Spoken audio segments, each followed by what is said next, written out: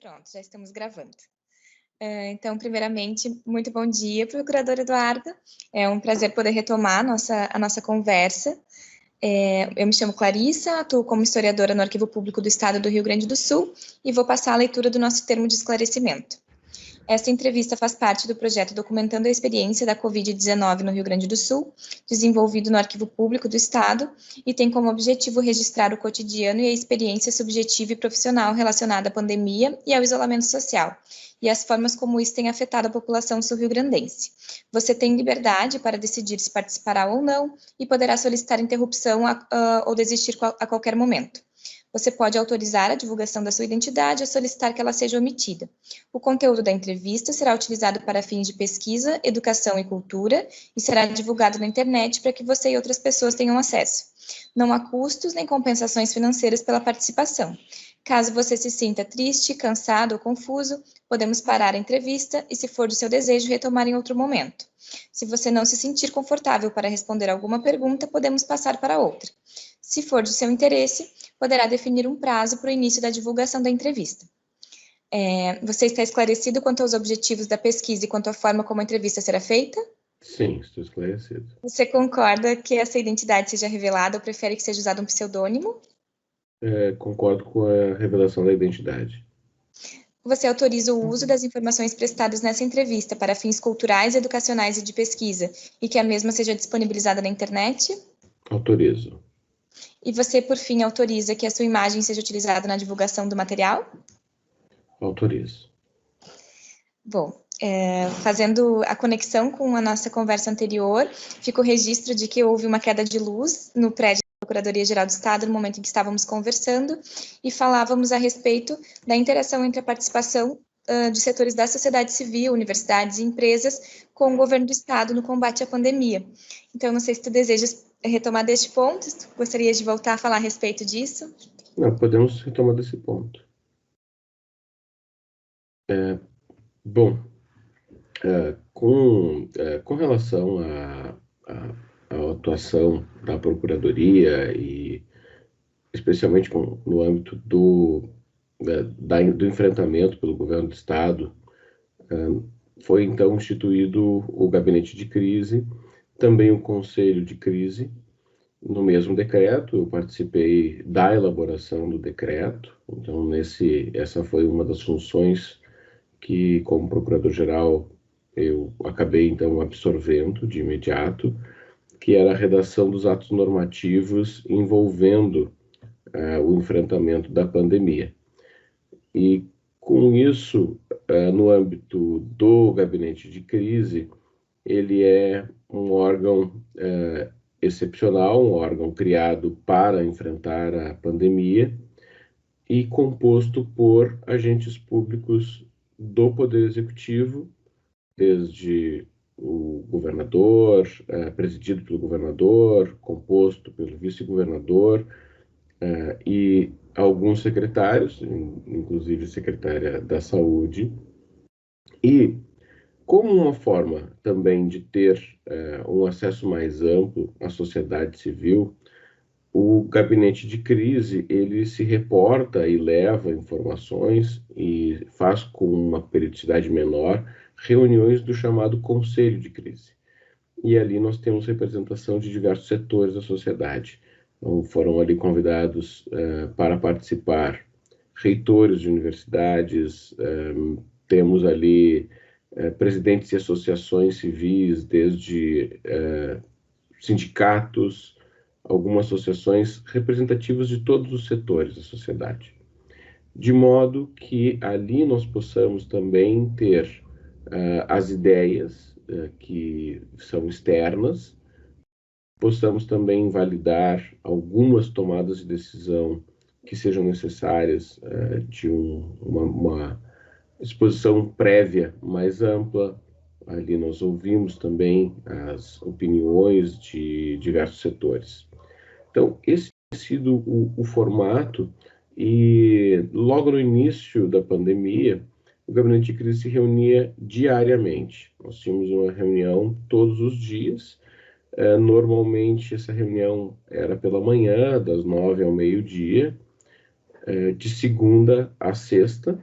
Algumas vezes nós nos reunimos nos sábados também e aos domingos em razão da necessidade de enfrentar alguma situação peculiar ou mesmo quando estávamos montando o sistema, que envolve um monitoramento, então eram montados painéis onde nós poderíamos monitorar todas as movimentações e alterações, ocupação de leitos. Então, essa atividade, ela cotidianamente tinha este funcionamento com uma situação de normalmente à noite, final do dia, nós fazíamos a reunião então do conselho de crise. Essa reunião acontecia com uma frequência bem menor, então uma vez a cada 15 dias, dependendo também quando havia pautas, nós chamávamos com uma frequência maior. Este funcionamento, ele após uma certa estabilização, ele começou então a ter um funcionamento mais reduzido e atualmente, estamos em outubro, nós desde meados de setembro começamos a fazer 2 reuniões por semana do gabinete de crise. Uma às segundas-feiras e outra às quintas-feiras. E nestes dias nós temos ali 2 atividades. A da quinta-feira é quando nós fazemos a avaliação dos dados levantados naquela semana para que sejam divulgados e aí nós sabemos a situação de cada região COVID. O decreto que eu havia mencionado, que é o decreto que institui o sistema de distanciamento controlado, que é de maio, ele instituiu um modelo de monitoramento e nós utilizamos cores para identificar, mas é a partir de indicadores. Então, se nós temos os indicadores que informam que uma área começa a entrar em uma situação mais crítica, em razão, seja por um menor número de leitos, seja pela velocidade de crescimento do avanço da doença, seja pelo número de óbitos, ele começa, então, naturalmente, a esses indicadores a emitir alertas por meio de sistema de cores, mas nós temos, evidentemente, acesso a todos os dados, aos números. Então, quando nós enxergamos que uma região passa por exemplo, de uma posição de amarela para laranja ou de laranja para vermelho, felizmente, dentro dos nossos indicadores, há também uma posição que é uma bandeira preta, mas ela em nenhum momento chegou a ser ocupada no nosso estado, dado que sempre que há, então, ingresso em uma zona de classificação vermelha, nós, então, tomamos uma postura mais restritiva, seja as liberdades de deslocamento, de abertura de estabelecimentos. Naturalmente, essas restrições não são absolutas, são restrições relativas para que nós consigamos reduzir a velocidade de propagação da doença. E esses alertas, então, a quinta-feira é o dia dedicado a nós termos essas análises. E na segunda-feira, como isso é feito na quinta, na própria quinta-feira mesmo, ou na sexta, o governador divulga o indicativo da classificação das regiões, de modo que as regiões, aí por meio de seus prefeitos e também pelos presidentes de associações regionais de municípios, que são também prefeitos, eles podem recorrer diante de alguma indicação de algum equívoco, seja ele considerando que a restrição lá não seria necessária, ou até para nós termos a visão local. E com isso, na segunda-feira, a reunião de segunda-feira, nós analisamos esses recursos e permitimos dali, então, a divulgação final. Então, esse decreto, e aí entra mais um trabalho que o Procurador-Geral tem feito, que é até o final do dia da segunda-feira. Nós costumamos, então, antes da meia-noite, para que seja publicado o decreto no Diário Oficial Extraordinário, contendo todas digamos, as classificações das regiões que vão valer para a semana seguinte, a partir da terça-feira. E então, essa bandeira traz algumas restrições, seja em razão dos protocolos de abertura de determinadas atividades ou restrições, por exemplo, abertura, mas com 50% de público ou com 25%. Então, essa é a nossa, digamos, principal atividade nas reuniões do gabinete de crise, embora haja ali a discussão de diversos outros temas. Por exemplo, ali foram então debatidos, iniciaram os trabalhos de retomada das aulas presenciais, retomada paulatina, foi então estabelecido um calendário, e esse trabalho feito pelos corpos técnicos da Secretaria da Saúde, da Secretaria de Planejamento e da Secretaria de Educação são apresentados nesse gabinete de crise, onde são, então, validadas e tomadas as decisões pelo governador. Este, então, é o formato do funcionamento do gabinete de crise. Nós também tomamos um cuidado com relação às compras públicas, e esse é um aspecto que a Procuradoria se envolveu muito, porque a Lei 13.979 de 2020, que é a lei que estabeleceu as regras excepcionais para o enfrentamento da pandemia, ela estabeleceu que também as compras seja de medicamentos, de materiais para o enfrentamento da pandemia, pudessem ser excepcionalizadas diante das regras de licitação, e isso ela não tirou totalmente as normas, mas restringiu a aplicação de algumas, né, flexibilizando a possibilidade de compras, mas há uma preocupação de cuidado acerca da legalidade, acerca da lisura do processo. Então, a Procuradoria de imediato fez um parecer referencial, um parecer bastante extenso, abordando cada uma das principais dúvidas que poderia haver.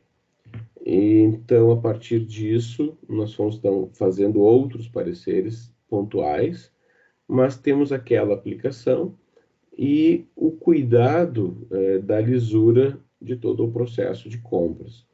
Então, há uma atuação que envolve, seja a própria postura do Poder Executivo, as ações, e isso envolve, então, a orientação jurídica, então a Procuradoria está presente. Também envolve a questão das compras e de outras atividades que envolvem também a orientação jurídica ao gestor público, como é o caso da destinação dos recursos federais que vieram como auxílio, dentre outros. Percebe-se um trabalho muito intenso de redação de normas, né? Normas jurídicas de modo mais geral. Então, eu gostaria de te ouvir um pouco a respeito disso, assim, do papel enquanto gestor desse processo no âmbito da justiça, no âmbito jurídico no Estado. Porque a gente, em geral, pensa que a redação das normas, elas partem de um arcabouço legal e elas se expressam numa síntese que tem a ver com discussões sociais mais amplas, que são tensionadas por questões éticas, políticas, sanitárias. Isso já em geral, né, da nossa sociedade de modo global. A legislação ela vai expressar a sociedade, né? Agora, num contexto de crise, num contexto de excepcionalidade, o fluxo ele se torna muito mais rápido. E a pressão, a expectativa, eu fico imaginando todas as a grande expectativa que as associações e as prefeituras têm em relação aos seus recursos. Então, que tu pudesse falar um pouquinho a respeito de como enquanto alguém que tem uma formação na área do direito, que se especializou para trabalhar dentro da estrutura do Estado nesse sentido, como tem sido lidar com essas contradições entre o que a formação nos diz e aquilo que a crise exige que seja mobilizado. Claro, sem dúvida. Bom, o primeiro aspecto importante foi acerca das competências, porque os municípios têm atribuições, e são atribuições, e aqui nós estamos falando de uma situação excepcional, que é uma crise sanitária, uma crise de saúde, em razão da pandemia.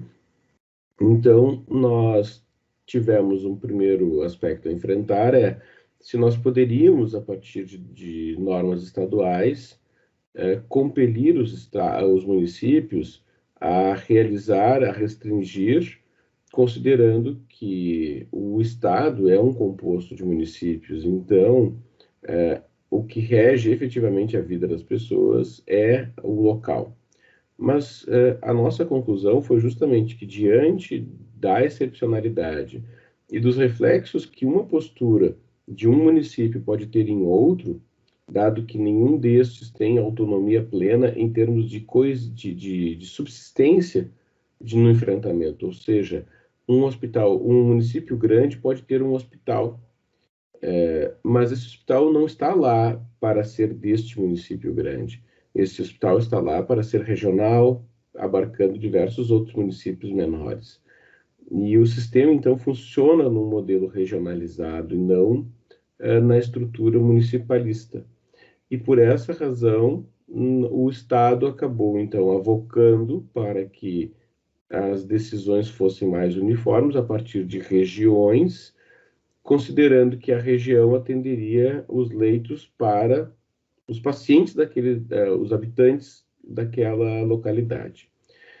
Então, a redação das normas, e aí nós temos um primeiro aspecto importante, na redação das normas, nós temos hoje no sistema muitos decretos, porque os decretos, eles são atos do governador, expedidos, mas neste contexto, normalmente um decreto ele é um ato que regulamenta uma lei, já aprovada pela Assembleia ou pelo Parlamento, seja ele a Câmara Municipal ou o Congresso Nacional.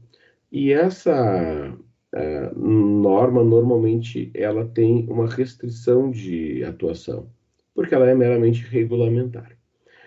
Já no âmbito da pandemia, nós temos uma norma que coloca restrições que são restrições sanitárias. Então, na verdade, o que nós temos funcionado ali nessa redação é que são normas de postura sanitária, são normas para a proteção da saúde das pessoas. E decorre da própria lei federal, essa que eu mencionei, que é uma lei específica para a pandemia de Covid-19, e com isso, então, o nosso cuidado na redação, ele teve que ser bastante grande. A redação, então, envolve, primeiro, a expressão jurídica da necessidade que os órgãos sanitários, o que a Secretaria da Saúde nos traz sobre as necessidades e dificuldades que estejam sendo enfrentadas, para que nós possamos, num ato normativo ali, colocá-lo. Então, hoje, estas normas de que nós estamos falando são, na sua maioria, embora algumas poucas leis tenham sido também trabalhadas nesse sentido, na maioria são decretos governamentais.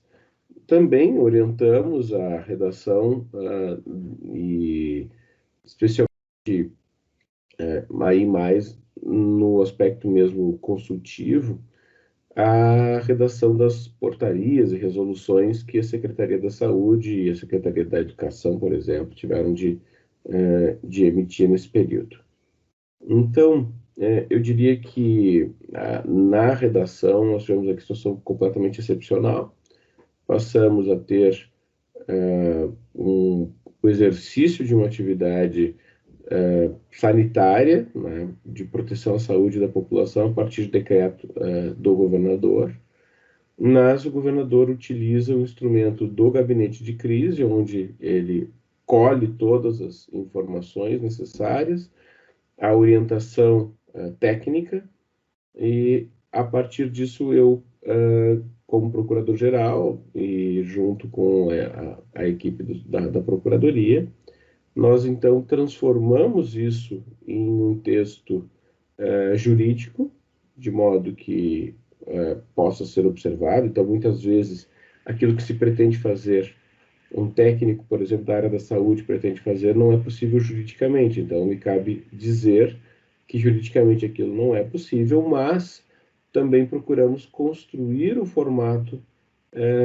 que viabilize aquela política pública necessária, e dentro disso colocamos então no ato normativo.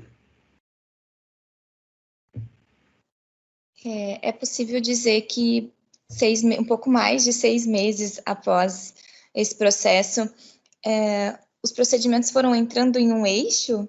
Digamos, no começo era mais complexo, hoje em dia, cada semana você já tem procedimentos, é mais fácil hoje realmente redigir? Como é que tem sido isso 6 meses depois, assim? Não, sem dúvida nenhuma, foi muito mais no início, e nós tomamos um cuidado, o primeiro decreto, depois nós tivemos o decreto que instituiu o sistema de distanciamento controlado, e esse decreto, ele é um decreto extenso, e esse sim foi um trabalho de fôlego, um trabalho que procurou, digamos, constituir todas as regras do funcionamento do sistema. Então, desde estabelecer como são os recursos, como que os indicadores, traduzir as fórmulas dos indicadores nas restrições, e isso tudo foi bastante complexo de ser construído, né? Demandou, além de, digamos, estudo, também criatividade e compreensão do sistema jurídico como um todo, para que nós não cometêssemos nenhuma ilegalidade. E isso é importante dizer que, embora tenha havido impugnações ao decreto, tanto perante o Supremo Tribunal Federal como aqui o Tribunal de Justiça, tivemos vitória em todos. Então, o decreto ele foi respaldado nesse modo pelo próprio Poder Judiciário, quando... Poderias dar algum exemplo dessas impugnações para que fique registrado quais eram os tipos de discussões que pautavam esse momento?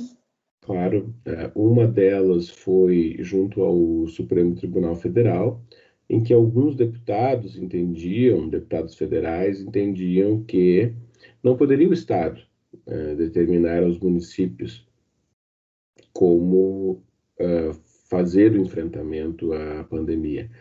E justamente nossa defesa e aí a Procuradoria tem os dois funcionamentos, né?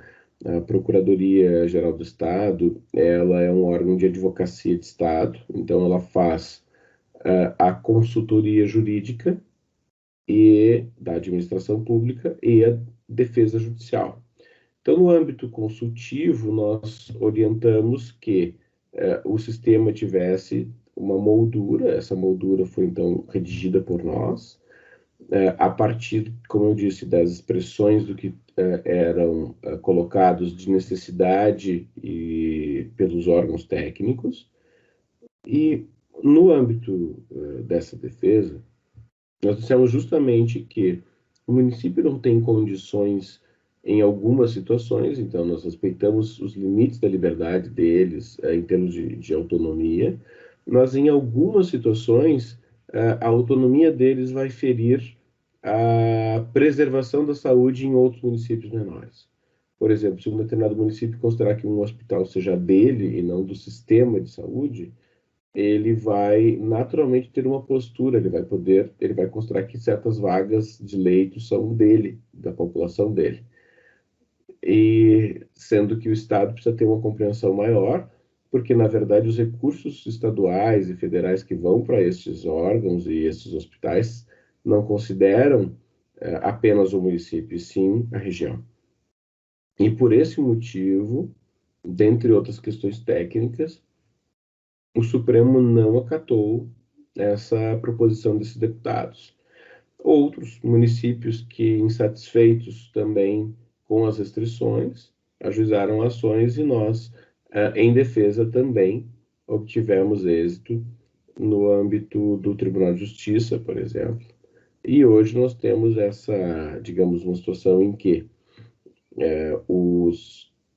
quando há um desrespeito por parte de algum município de alguma norma desse tipo, nós providenciamos, seja a notificação inicial, seja alguma até ação judicial. Temos feito várias atuações, digamos, em uma cooperação com o Ministério Público, então o Ministério Público também tem feito essas ações, porque essa legitimação para o ajuizamento de ações contra os municípios, ela é tanto do Estado como do Ministério Público, então nós podemos fazer isso e temos feito em cooperação.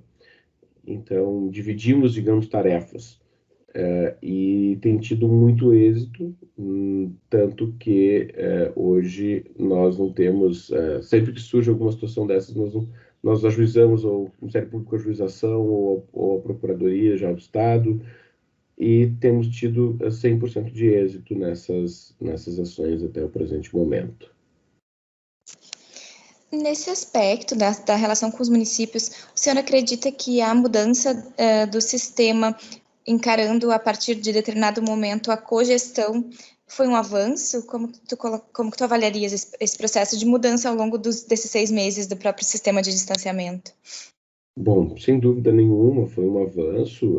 O sistema que foi batizado de cogestão, ele envolve também um momento político, digamos, não na sua, digamos, decisão, mas havia uma posição em que especialmente alguns prefeitos,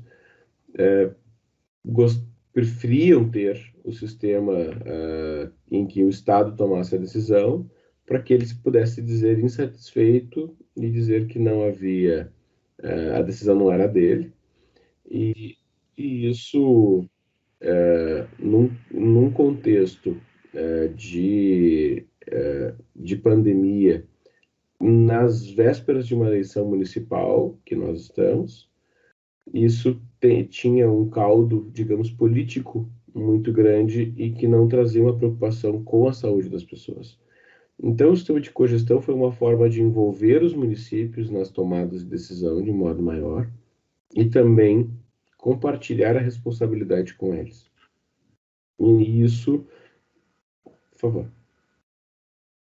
Eu ia te pedir que tu acrescentes à fala se tem funcionado, se essa dinâmica tem se dado de uma forma produtiva.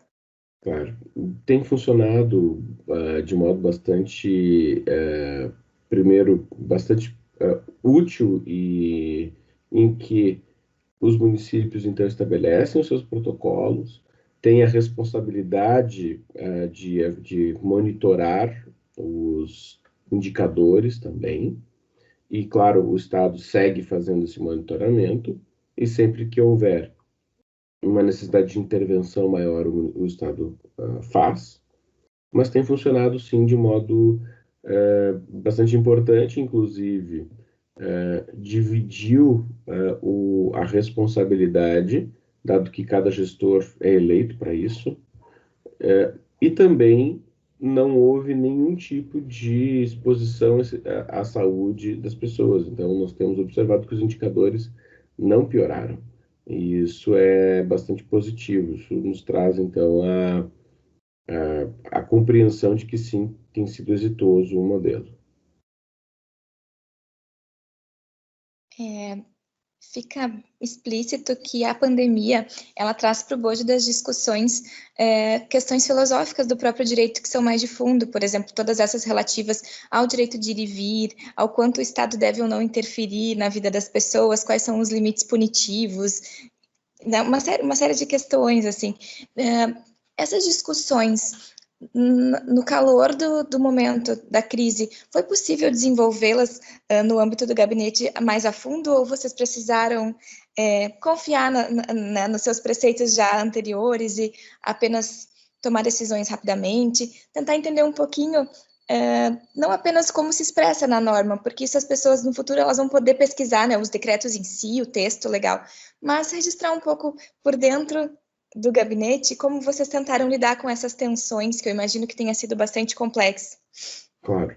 Bom, primeiro aspecto desses conceitos, e aí esse foi um ponto que talvez a minha função como procurador-geral, ela acabou sendo a que teve de dar as respostas mais rápidas, de modo mais rápido, e os debates aprofundados, então, nós usamos naturalmente os preceitos já existentes, flexibilizados de acordo com também os precedentes do próprio Supremo Tribunal Federal e das circunstâncias, mas essa responsabilidade acabou sendo muito, digamos, por ser um tema eminentemente jurídico, debatido no gabinete de crise, mas a partir daquilo que a Procuradoria trazia. Eu, especificamente, em algumas circunstâncias de temas mais complexos, a gente, então,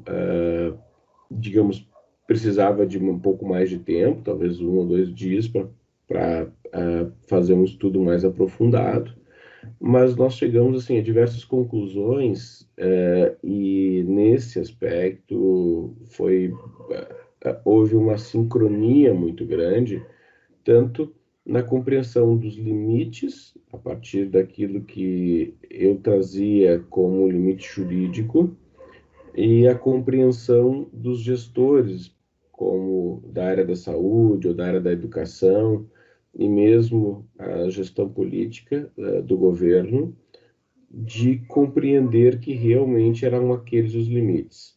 Não havia, digamos, quando eu trazia o risco de se tomar determinada decisão, havia a compreensão de que realmente não valia a ir naquele caminho que podia ser um caminho antijurídico.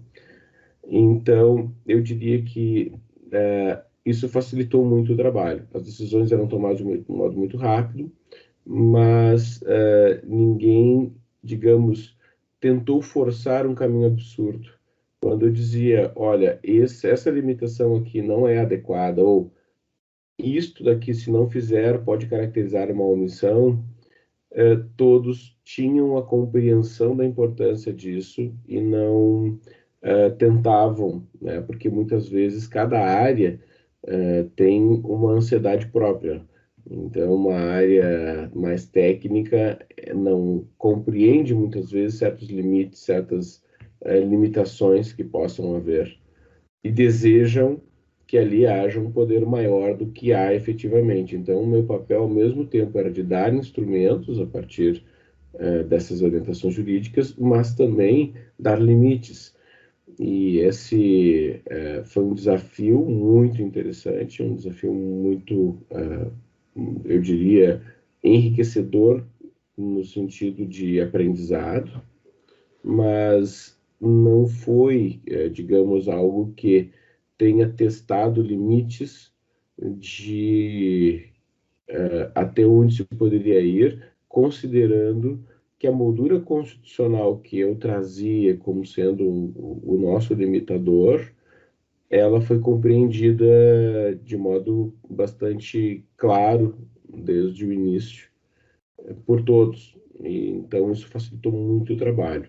Digo isso porque, por experiência, nós sabemos que, às vezes, aquele que tenha necessidade de entregar um determinado trabalho no âmbito público, ele tem o desejo de pular certas etapas que ele enxerga como meramente burocráticas, mas o aspecto jurídico sabe que aquelas normas não são meramente burocráticas, embora entenda as dificuldades que elas possam trazer, mas elas têm uma outra finalidade externa, por exemplo, de controle, desde questões de transparência e até de lisura, para garantir a lisura de um procedimento.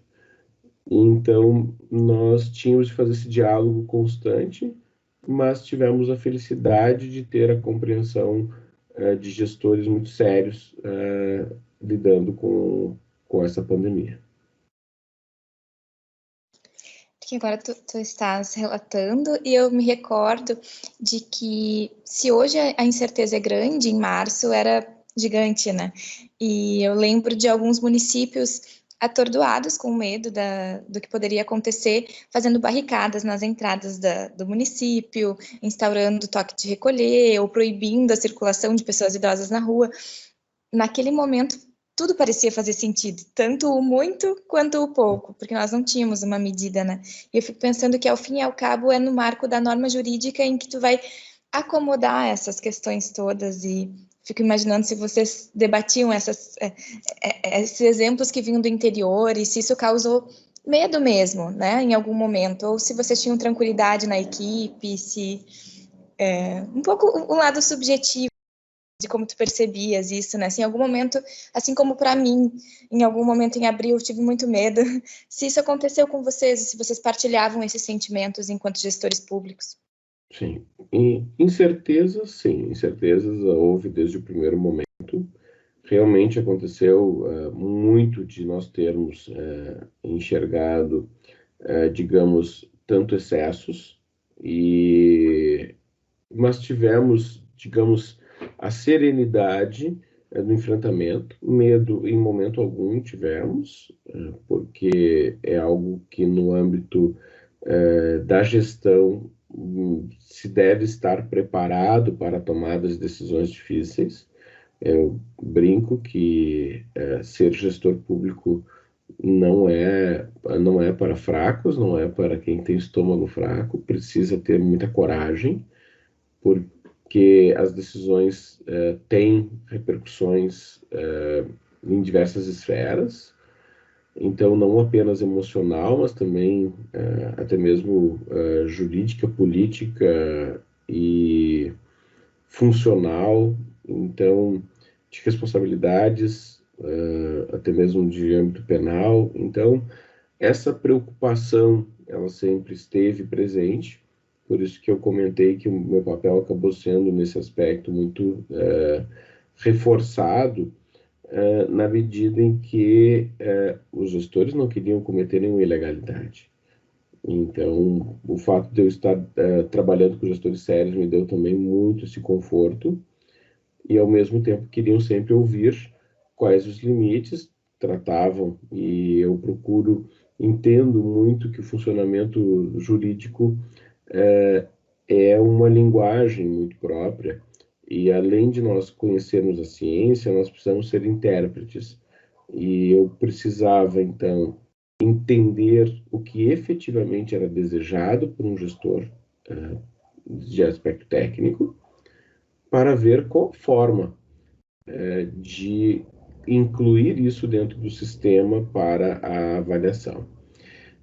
O que eu poderia dizer, especialmente aspecto subjetivo, é que medo eu não percebi em momento algum desses que estavam ali. Incertezas nós todos tínhamos, porque não sabíamos exatamente qual o caminho, mas sempre adotamos uma ponderação e um equilíbrio na tomada de decisões.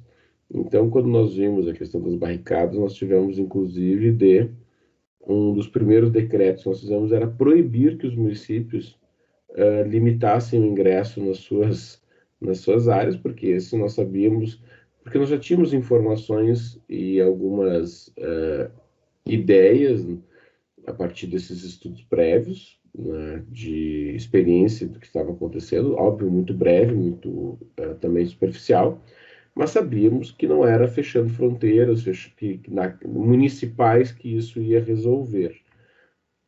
Ao mesmo tempo, então, que nós tínhamos de trazer, para alguns nós tínhamos que limitar, porque alguns da início queriam manter tudo normal, e outros queriam fechar absolutamente tudo. Então, nós começamos, no primeiro momento, tentando equilibrar essas forças. Mas eu diria que todo o envolvimento, que é muito intenso, ele não permite, não abre espaço ou tempo para digamos, para se pensar sobre medo. Havia, sim, uma exaustão. Nós, no início, tínhamos muita energia também, mas chegávamos ao final do dia com cansaço, dado que praticamente todos os dias nós tínhamos esse monitoramento para obter dados, para ouvir especialistas, né? E isso tinha um peso bastante severo. Mas eu diria que no aspecto subjetivo, nós fomos naturalmente nos adaptando à nossa rotina, que hoje é uma rotina muito diferente. Nós temos reunião o tempo todo, reunião online. Então, esses instrumentos também facilitaram muito o formato de funcionamento. É a primeira, digamos, uma crise sanitária, uma pandemia em tempos de redes sociais. Então, isso é um aspecto bem importante. Eu tinha anotado como pergunta se tentar entender se já é possível falar de quais eram as expectativas do impacto da pandemia lá no começo, em março, abril, e como o governo e os gestores públicos percebem essa expectativa agora. Mas ao longo da nossa conversa, e ontem nós entrevistamos também o Pedro Zuanazzi, do DE, né? E eu sinto que a incerteza, enquanto não houver a vacina, né? Enquanto ela não for acessível para a comunidade, eu imagino que a incerteza ela vai seguir presente, porque ontem ele comentava em alguns momentos sobre a incerteza de se haveria uma segunda onda, e ao mesmo tempo que a gente discute a abertura, discute as escolas, não cabe julgamento, porque cada família tem uma situação, né? Por um lado a gente pensa nisso, e por outro a gente pensa na possibilidade de uma segunda onda. Então, se tivesse que fazer um balanço desses 6 meses e pensar quais são as expectativas para o próximo período, desde a gestão, como tu colocarias? Bom, primeiro, em termos de balanço, eu colocaria que os nossos eventuais erros diante de toda a necessidade de tomada de decisão foram erros que se tornaram acertos. Eu diria que, diante da ideia de equilíbrio que nós procuramos ter, hoje o Rio Grande do Sul tem os melhores indicadores no enfrentamento à pandemia. Nós enxergávamos lá atrás e tínhamos aquelas ideias de pico e que para nós não aconteceram, então nós não tivemos aqui a sobrecarga do sistema, ou seja, ninguém ficou desde falta de leito, e isso demonstra o acerto, porque essa era a grande preocupação. Nós não temos como impedir uma doença desse tipo de se propagar, mas enxergávamos que a única forma presente, e é isso a partir de dados científicos, era de limitar a velocidade dessa propagação e garantir que sempre que houvesse alguém doente que precisasse, por exemplo, de respirador, essas pessoas teriam acesso a isso. Então, esse foi o principal, digamos, ponto, que é o que o poder público podia fazer. O impacto econômico, ele era o outro lado da balança, e esse também era sopesado, porque nós sabíamos que se a restrição excessiva à economia tiraria das pessoas o seu sustento. Então, o cuidado era de ter um equilíbrio e sem haver uma exposição desnecessária da vida das pessoas. E o balanço que eu diria é que nós tínhamos todos e talvez, como eu disse, nós tínhamos de ter a serenidade para enfrentar sem ter medo, mas de enxergar que em algum momento aconteceria o pico. E depois nós vimos que o resultado do nosso trabalho, né, de manter um distanciamento, de manter uma limitação, fez com que nós não precisássemos ter este pico e digamos, extrapolar o limite das nossas leitos de UTI destinados ao enfrentamento da pandemia. Para frente, nós vamos ter, sem dúvida nenhuma, marcas muito fortes. Vai ser um divisor de águas esse período, considerando que nós temos como, primeiro, perspectivas de mudanças de forma de viver a partir de novas tecnologias, que na prática já estavam ali, mas nós usávamos pouco, e hoje usamos cotidianamente, que são reuniões por vídeo e outras formas de comunicação por meio virtual ou eletrônico. Também enxergamos que isso vai alterar os mercados, sem dúvida nenhuma, vai alterar a forma como as pessoas trabalham, e isso vai trazer reflexos na economia. Nós estamos, naturalmente, um dos eixos do gabinete de crise é tratar da parte econômica, da parte social e, naturalmente, a parte sanitária. E essa parte econômica também vai ter suas repercussões, e a nossa expectativa é de que a gente possa ir liberando ao máximo dentro do prudente e que a vida seja o mais normal possível, até que vamos, e é possível ter segunda onda, há expectativas de que possa ter segunda onda, há já relatos de pessoas com segunda contaminação. Então, nós ainda não temos essas certezas, mas nós precisamos adaptar a vida e torná-la o mais normalizada possível diante desse contexto. Eu só vou me organizar um pouquinho aqui, porque eu acho que a gente foi abordando muitos aspectos que eu tinha notado. Eu só vou te pedir que em seguida eu vou ter que sair, tá? Sim, eu ia encaminhar para a última, perguntando primeiramente se tem algo que tu gostarias de deixar registrado que não foi te perguntado. Não, acho que tudo consegui falar. E para nós é importante saber por que tu te dispuseste a participar desta pesquisa conosco na entrevista. Sim. Bom, primeiro, eu, pessoalmente, e o direito, ele tem, digamos, o direito é uma criação humana, ele é um fruto da cultura, e o direito está, então, assim, completamente atrelado à história.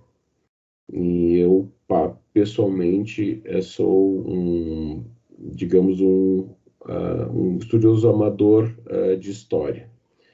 E isso faz com que também eu enxergue como possibilidade de se deixar e ter acesso às pessoas nos seus estudos, em um eventual futuro acerca da pandemia, dos reflexos da pandemia, eu vejo como sendo algo muito importante. Digo porque, como, por exemplo, estudei direito romano e outras fontes, e a importância de nós termos onde encontrar essas informações. Então, acho que esse foi um dos motivadores assim pessoais para participar.